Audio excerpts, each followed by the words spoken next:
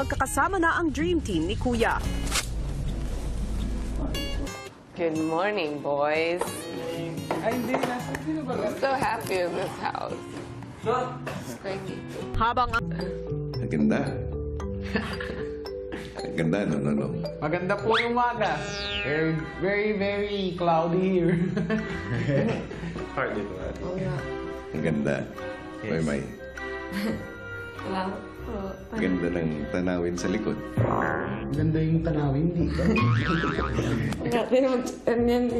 Oo, maganda po yung umaga. Hindi po ba ako maganda, tay? Mahal kita. Bakit? Hindi naman yan yung gusto ko. Gusto ko maganda. Pwede mo din tanungin si Tanner. Tanungin mo si Tanner. Is there beautiful in my face? Siyempre, kuya. Where? Paano kakaya ko ang What did you say, Tanner? I said, siyempre, kuya. This is beautiful in her face. But you're not wearing your glasses, right? Opo. Sige ka, kuya. Eh, totoo naman. May nakasuot ba siyang eyeglasses? Wala. But you clear, my face is clear to your eyes. No, hindi ka, kuya. Kisses? Ano, grabe.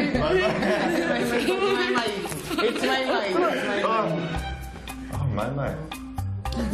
Pero, kamusta kaya ang umaga at gising ng Dream Team? Feeling ko naman po maganda kasi nung pagbati namin sa isa't isa ng good morning, okay naman po. They smiling. tapos ng kanilang initiation, agad silang pinatawag ni Kuya para sa isang sorpresa. Meron akong sorpresa para sa inyo. Don't celebrate it, my Sana it's good. At kung ano ito, ay malalaman nyo ito mamaya. At kailangan yung paghandaan itong malaking magaganap mamaya. Sa puntong ito, gusto ko ay isipin ninyo ng bawat isa sa inyo kung ano ang halaga ng mapabilang sa aking dream team. Matapos ang anunsyo ni Kuya, agad nagpulong ang mga housemates base sa edisyong kasali sila. Pinag-usapan nila ang mga nangyari sa kanila at ang pinakamalaking leksyon ng kanilang grupo na natutunan sa loob ng bahay.